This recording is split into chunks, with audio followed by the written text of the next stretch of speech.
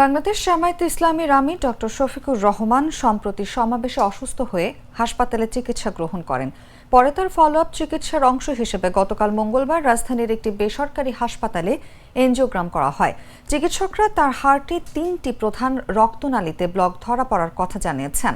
বিশেষজ্ঞদের মতে তার এই অবস্থায় বাইপাস সার্জারি করানোই সবচেয়ে যুক্তিযুক্ত সিদ্ধান্ত হতে পারে। তবে বিকল্প চিকিৎসা হিসেবে রিং পরানোর ব্যবস্থার কথাও বিবেচনা করা হচ্ছে।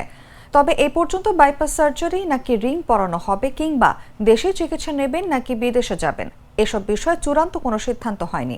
দলের পক্ষ থেকে শিগগির বিস্তারিত জানানো হবে। জামায়াত আমির দেশে চিকিৎসা নেওয়ার পক্ষে জোরালো অবস্থান নিয়েছেন। মনোবলের কারণে তিনি বিভিন্ন কর্মসূচিতেও অংশ নিচ্ছেন। এমনকি প্রধান উপদেষ্টার সঙ্গে জাতিসংঘের ফ্যাক্ট ফাইন্ডিং কমিটির সভায়ও যোগ দিয়ে বক্তব্য দেন তিনি।